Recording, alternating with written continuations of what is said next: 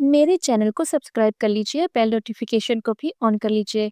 आज आप नावल एक है आशा की सेकंड लास्ट एपिसोड सुनेंगे, जिसकी तहरीर उमैर की है। चले चलते हैं कहानी की तरफ। कितने सालों बाद आज वो अपने रब के सामने सजदा-रेज़ होना चाहता था, अपनी तमाम कोताहियों और बुराइयों की सच्चे दिल के साथ तौबा करना चाहता था। मगरिब की अदायगी के बाद घर की राह ली तो हॉस्पिटल से फोन आया। सर, मरीज की हालत बहुत खराब है, हो सकता है हमें छोटा सा ऑपरेशन करना पड़े, जिसके लिए हमें मजीद रकम दरकार है। मैं 2 घंटे में जितनी रकम आपको चाहिए पहुंचा देता हूँ, आप बस मरीज को बचाएं। अब्दुल्ला कॉल सुनने के बाद पछतावों की दलदल में फंसने लगा। जहीर समीर को फोन करके इस नई सूरत हाल से आगाह किया और साथ मतलूबा रकम हॉस्पिटल पहुंचाने की तलकीन ही की। मैं आप लोगों को शहर पहुंचते ही लुटा दूंगा यार। रकम तो पहुंच जाएगी, लेकिन अल्लाह की रजा कुछ और थी। आशा के बाबा अल्लाह को प्यारे हो गए। तमाम रिश्तेदारों को बीमारी की इत्तला पहुंचा दी, लेकिन सबको पता था इनको पैसों की जरूरत है, तो इन्होंने बेहिसी की तमाम हदें पार कर दी। आशा मरे मरे कदमों के साथ पैसों का पूछने के लिए मालूमाती डेस्क पे आई तो उन्होंने बताया कि तमाम अखराजात जमा हो चुके हैं। आशा के इसरार के बावजूद भी इन्होंने माजरत कर ली और उसको कुछ ना बताया। मोहल्ले वालों ने कफन दफन का इंतजाम किया। बाबा की मौत पर रिश्तेदारों ने थोड़ी बहुत दुनियादारी दिखा दी। आयशा के बाबा मनोमट्टी तले दफन हो चुके थे। चारों माँ बेटी तनतहा दुनियाए फानी में आजमाइश से दो चार थी। वो घर जिसमें तीनों बहनों की खिनखिनाती हंसी और चुटकुले सबको हंसा हंसा कर लोटपोट करते थे, सफे मातम बीत चुका था। सिर्फ एक रात ने सबकी जिंदगी की काया पलट दी थी। आयशा ने अपने दिल की सारी भड़ास निकाल कर तहैया कर लिया था कि अपनी माँ और बहनों को एक कांटा भी ना चुभने देगी, सबकी ढारस बंधाएगी, लेकिन खुद किच्ची किच्ची हो चुकी थी। अरे अब्दुल्ला, तुम इतनी जल्दी आ गए फार्म हाउस से? जी भैया, क्या हो गया है? तुम्हारा चेहरा कितना उतरा हुआ है और नाक भी कितनी सूजी हुई लग रही है। जी भैया, बस ऐसे ही टक्कर लग गई थी, लेकिन मैं बिल्कुल ठीक हूँ। आज पार्टी वार्टी का कोई इरादा नहीं मेरे लाडले का। नहीं भाई, आज मैं घर पे ही हूँ। क्यों, आप कहीं जा रहे हैं? हाँ, बस दावत पे जाना है। तुम वसीला अहमद को जरा देख लेना। आप बेफिक्र हो जाएं, हमारी वापसी थोड़ी देर में होगी। भाभी ने लुकमा दिया। कोई बात नहीं भाभी, आप लोग बेफिक्र होकर जाएं, मैं इधर ही बैठा हूँ। भैया भाभी के लिए ये नया फर्माबरदारी वाला रवैया हजम करने में थोड़ी दिक्कत हो रही थी। भाभी सभी रहा ना गया। अब्दुल्ला, तुम कितने बदल गए हो। अब्दुल्ला बस फीकी मुस्कुराहट मुस्कुरा कर रह गया। घड़ी रात के 2 बजा रही थी। गैर मामूली शोर ने इसे भागने पर मजबूर कर दिया। क्या हो गया है, क्यों चिल्ला रही हो? साहब जी, जुल्म हो गया। आखिर क्या हो गया? बच्चे तो ठीक है ना? वो तो सो रहे हैं साहब जी। तो फिर बताओ साहब, आपने फोन नहीं उठाया तो हॉस्पिटल वालों ने घर के फोन नंबर पे इतला कर दी कि बड़े साहब और साहब बेगम कार हादसे में जहाँ बहक हो गए हैं। क्या कह रही हो तुम? दिमाग तो ठीक है तुम्हारा?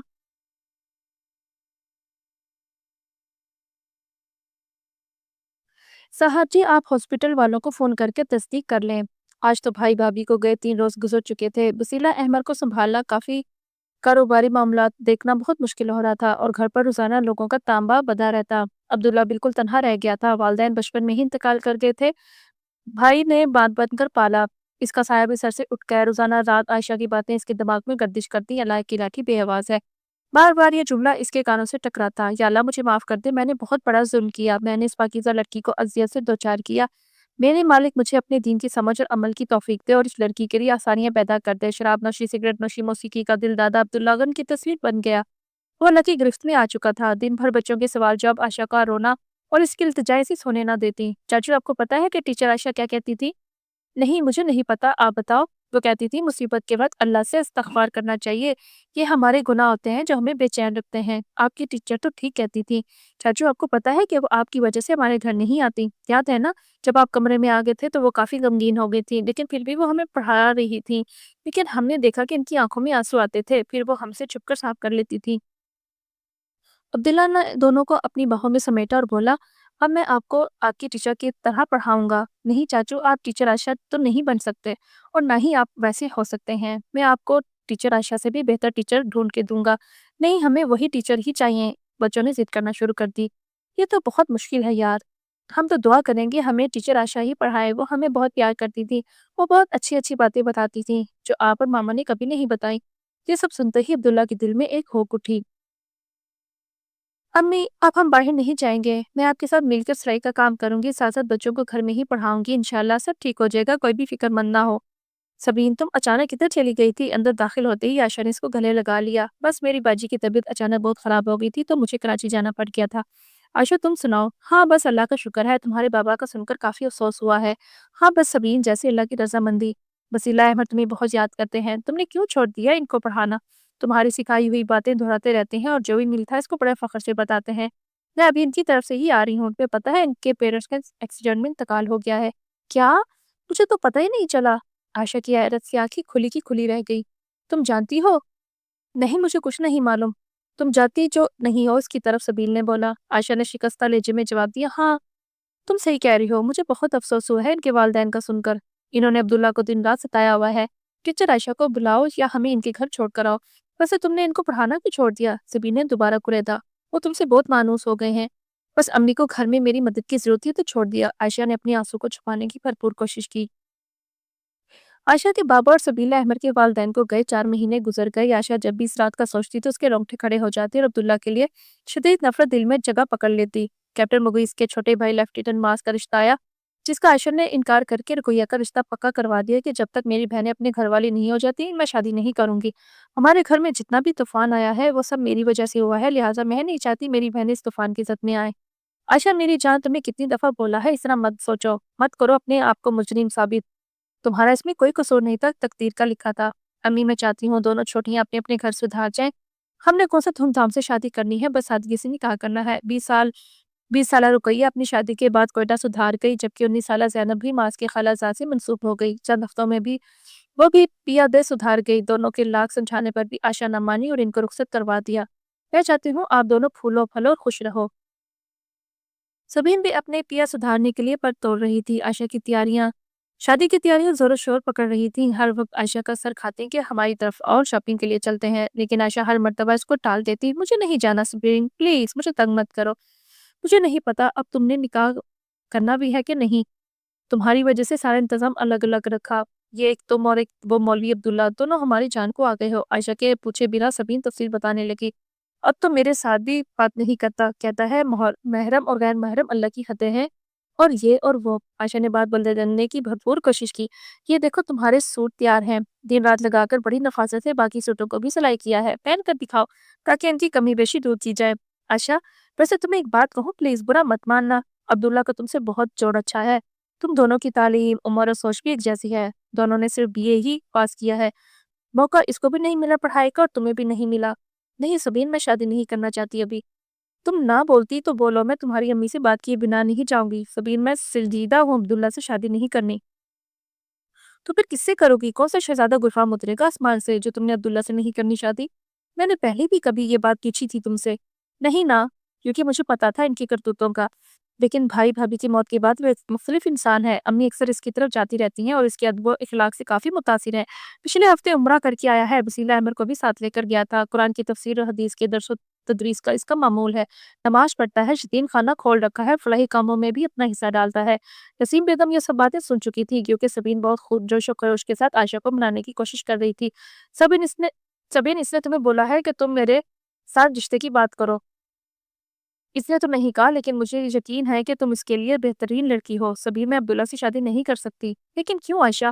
چلو میں تمہیں وقت بتا دیتی ہوں سوچنے کا، تم رہنے ہی دو سبین۔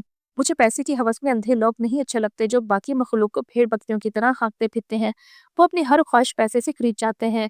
سبین، دل پیسوں سے نہیں خریدے جا سکتے، عائشہ نے اپنی آنسوں پر بند کو توڑتے ہوئے بولا۔ عائشہ تم ایسے کہہ رہی ہو جیسے تم عبداللہ کو سالوں سے جانتی ہو۔ وہ ایسا ہی تو تھا، لیکن اب تو تراشا ہوا ہیرا ہے، وہ پرانے والا عبداللہ نہیں رہا۔ کاش میں تمہیں اس کا نیا روپ دکھا سکوں۔ اچھا چلو یہ دوسری قمیص پہنو، اس کا گلا دیکھنا کتنا اچھا ہے۔ عائشہ نے جان چھڑانے کے لیے ہاتھ پاؤں مارے، لیکن سبین اندھیر آتی نسیم بیگم کو ساری معلومات دینے میں کوشاں تھی۔ اس کا بس نہیں چل رہا تھا کہ آج ہی عائشہ کا نکاح کرا دے، جبکہ عائشہ سال پہلے گزری وہ اذیتناک رات سوچ رہی تھی جو ہر رات اس کو چھلنی کرتی تھی۔ امڑتے آنسو چھپاتے ہوئے چائے کے بہانے کمرے سے نکل آئی۔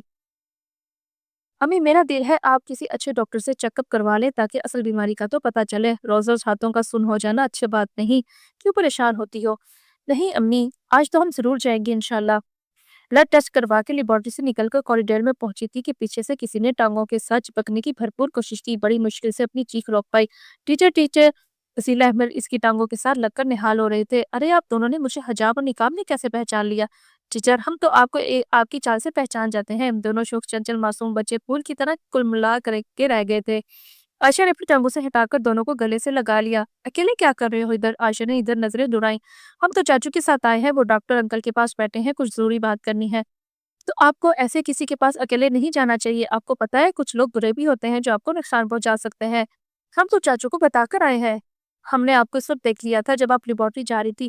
سوچا ہم آپ کی واپسی کا انتظار کریں گے. آشا نے دونوں کو اپنے سینے سے دوبارہ سمیٹ لیا. آپ کو پتا ہے ہم نے چاچو کو کتنا بولا تھا کہ آپ کو واپس بلا لے, لیکن وہ ہر وقت ٹالتے رہتے ہیں. جسے آپ کو پتا ہے کہ ہماری مما اور ڈیڈی اللہ کے پاس چلے گئے ہیں. ہاں مجھے پتا ہے. عائشہ کا کلیجہ کٹ کر رہ گیا. آپ کو پتا ہے کہ ہمارے چاچو کتنے اچھے ہیں. نہیں مجھے نہیں پتا. عائشہ نے جان چھڑائی. وہ بہت اچھے ہیں. دونوں نے ہاتھ پھیلا کر آنکھیں پھیلائی. بے اختیار عائشہ کی امی کی ہنسی چھوٹ گئی. آپ دونوں بہت اچھے ہو اس لیے وہ آپ کو اچھے لگتے ہیں. دونوں اپنے چاچو کے پاس جاؤ. میں ادھر ہی ہوں جب تک آپ اندر نہیں چلے جاتے. ٹیچر آپ کو پتا ہے ہم ہر روز آپ کے لیے دعا کرتے ہیں. اچھا کون سی دعائیں؟ یہی کہ آپ واپس آ جائیں ہمارے گھر اور ہمیں پڑھائیں. ہم روز سونے سے پہلے یہ دعا مانگتے ہیں. عائشہ کا دل چاہا کہ دھاڑے مار مار کے روئے. بچوں کو دوبارہ گلے لگا کر الوداع کیا. نسیم بیگم کا بھی دل دہل گیا معصوم بچوں کی باتیں سن کر. دونوں ماں بیٹی نے رکشا لی اور گھر کی راہ لی. گھر پہنچ کر امی نے عائشہ کو آڑے ہاتھوں لیا. عائشہ تم عبداللہ کو معاف کر دو. غلطیاں انسانوں سے ہی ہوتی ہیں. اپنی غلطی کا خمیازہ وہ بھگت چکا ہے. سبھی نے ساری تفصیلات مجھے بتا دی ہیں. میری زندگی کا کوئی بھروسہ نہیں. میں چاہتی ہوں تم اپنا گھر بسا لو. چھوٹی بہنوں کی پہلے شادی والی شرط جو تم نے پوری کر دی ہے. اب میں چاہتی ہوں تم بھی شادی کر لو. عائشہ نہ چاہتے ہوئے بھی دھاڑے مار کر روئی اور امی کی گلے لگ گئی. امی بہت مشکل ہے عبداللہ کو معاف کرنا. مجھے شدید نفرت ہے اس شخص سے. اس کی وجہ سے میری زندگی کانٹوں سے بھر گئی.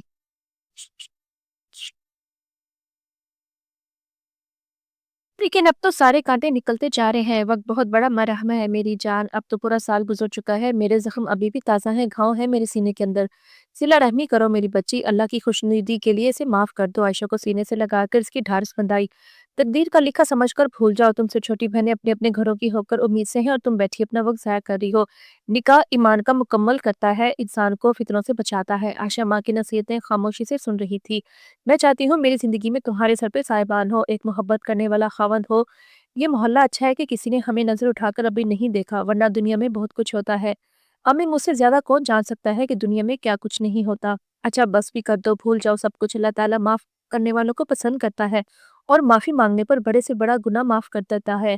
تو ہم کون ہوتے ہیں؟ کبریائی تو صرف اللہ کی ذات کے لیے ہے. عائشہ کے دل میں ہول اٹھ رہے تھے لیکن صرف جی امی ہی کہہ رہی تھی.